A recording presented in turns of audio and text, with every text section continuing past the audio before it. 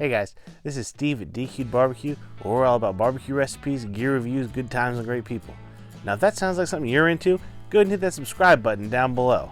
Now today, we're going to be making the best pulled pork you've ever had. Y'all hang out. So today we're going to be doing our take on the classic, the pulled pork barbecue sandwich. It just doesn't get much better than that, and that's usually the measuring point by which, I judge all the barbecue joints I go to. Now, last year, I sort of had an epiphany, and I saw some whole hog competitions and people pulling off the pork belly just for additional something to give to their judges, and I thought, man, that's pulling beautifully. So I thought, I wonder if I pulled a pork belly, if I could make a pulled pork sandwich. And I'm sure I'm not the first person to have this original thought, but I tried it out, and I gotta tell you, it's just amazing. You wouldn't believe the pork that you can get when you pull a pork belly. So that's exactly what we're gonna do today. We're gonna do pulled pork belly sandwiches on our char griller Acorn Kamado, and I'm telling you, I don't know if there's a better result that I can get. It's fantastic. Now, it's gonna be a long cook. It's gonna take about the same amount of time as it would if we were doing pulled pork out of pork butts, but it's worth the wait. So we'll go ahead and get the Acorn fired up. I'll see you on the bit. So to get our smoker fired up today, we're going to go ahead and load it up with some fresh charcoal on top of what we've got in there that's kind of used up, but it's still got some life to it. We're going to put a fire starter on the front side here. We're going to go ahead and let it get going until we get a small base of coals built up and ashed over, and then we'll shut our grill down and adjust for temp. Okay, so once we got that bed of coals going, we're just going to add our cherry wood today. Put our heat deflector in, a little drip pan on top of that.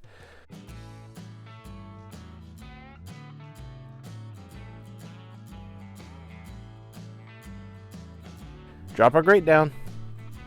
Now we just gotta wait for that temperature to come up to 250. While we're waiting for our cooker to stabilize in that 250 to 275 range, let's go ahead and get our pork belly worked up. Now this is gonna be really easy, not a whole lot of prep. We're just going to start with what we've got here is about 4.5 pound pork belly. I'm not going to take anything off of it. If you've got one and you've got something that just looks, non-appetizing, looks appalling, whatever, go ahead and lop that off. But we're going to pull this anyway, so I'm not really worried about how it looks. We're going to go ahead and treat this like we would a pork butt. We're going to go ahead and start by slathering it down with a little bit of mustard as a binder.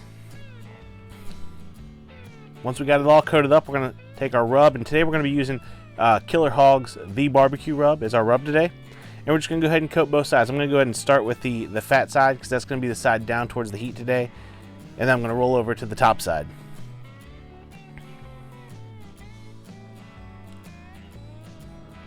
Okay, so you could stop right there if you want to, but what we're going to do today is we're going to go ahead and add a little bit of an injection, because with your pork belly you're about 50-50 meat to fat, so a lot of this rub that we put on the outside, we might not get to taste that later, if you know what I mean. If we're removing all that fat, we might not get that. So what we're going to do is I've got 6 ounces of apple juice mixed with 2 teaspoons of our rub that we're using today. And again, you could use whatever rub you wanted.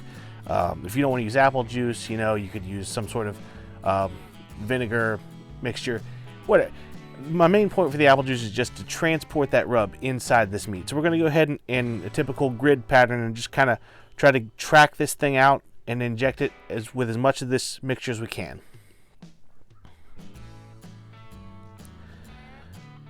Alright, looks good. I think we got it pretty puffed up there. Last thing we're going to do is we're just going to go ahead and hit it back again with that rub where any of the juice that leaked out might have knocked some of our exterior rub off. There you go. It's a beautiful thing right there. Alright, we're going to wait for our temp to stabilize where we want it, and then we'll get this on. Okay, so we're going to carefully get our belly onto our cooker.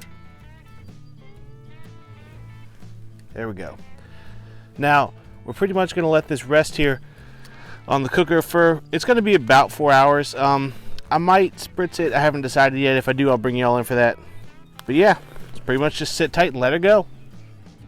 We're at the 4-hour mark on our cook, and our pork belly has stalled at about 157, which is about what I expected. I just checked it. The color is right where we're looking for. So I'm going to go ahead and pull it off, go ahead and wrap it up, and add some apple juice to it to help it braise in. Now, I'm going to do this outside because it is a beautiful day outside. The unfortunate part of that is that I'm not going to show you that on camera because the the sun glaring off the foil will just blow out the shot altogether. So what I'm going to do is I'm going to show you what it looks like sitting on the grill right now. I'm going to show you when we get it back on the grill. Alright, there it is, looking beautiful. Sitting right at 157 right now. Like I said, we're going to go ahead and wrap it up in some tin foil. Get some apple juice in there with it. I'll show you what that looks like in just a second. Alright, there we go. It's all wrapped up. There's some apple juice in there. We have a temp probe back in there. This is going to take another somewhere between 3 and 4 hours is my guess. We're going to start checking for feel about at 200 degrees, give or take. There you go. We're going to shut it down. See y'all when we start checking for feel. Alright, so here we are about 2 hours later. According to my ThermoWorks smoke, this pork belly is tempering out at about 200, so I'm just going to give it a check. With an instant read reading 204 there. And it feels... yeah, it's feeling really tender. Alright, so what I'm going to do is I'm going to go ahead and get this off here. I'm going to pop the foil open for just a few minutes to let the steam kind of come out of it. Then we're going to wrap it up, get it in a cooler, and you'll see it on the cutting board in about an hour. Stay tuned. So here we are.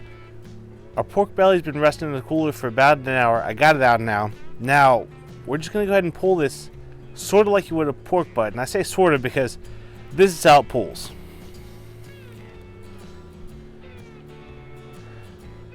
Alright, see, it pulls beautifully.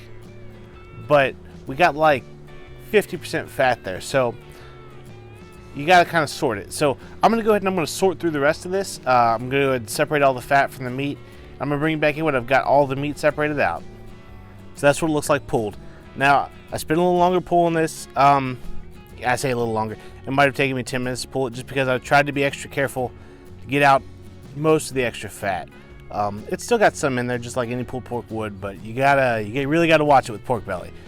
But it's definitely worth it. So now, let's build the sandwich. Oh man, I'm excited about this. We're going to start a little bit of pickle. Slap a little extra down there just because. Then we're going to take, and I like to leave my pork sort of, I don't know, more intact when I pull it. Pro tip, heats up better that way, at least for me. Let's go ahead and get a good bit on here. That's a good piece.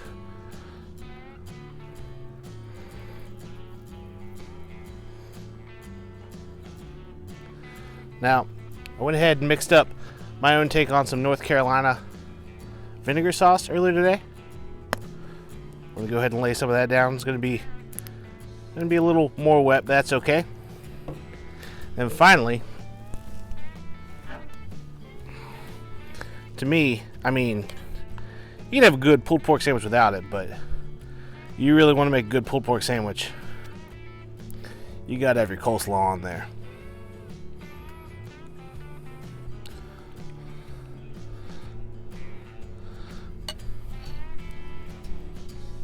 There we go. Let's give that a taste test. I've done a lot of taste tests for this channel so far. This one has me more pumped than anything, but before I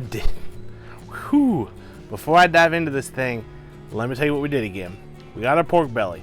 We cleaned it up if you needed it. I really find you don't need it. Even with extra fat cap, we'll just peel that off at the end.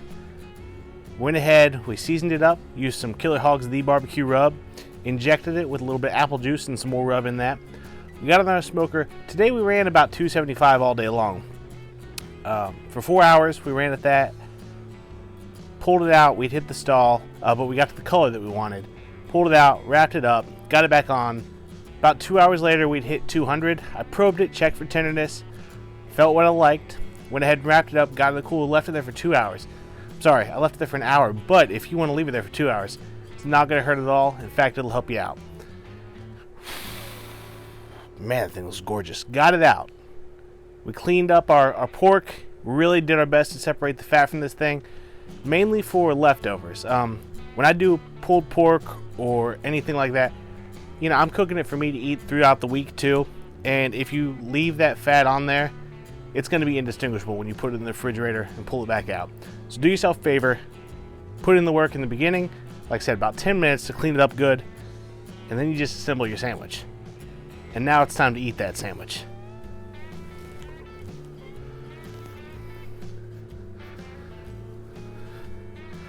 Oh man.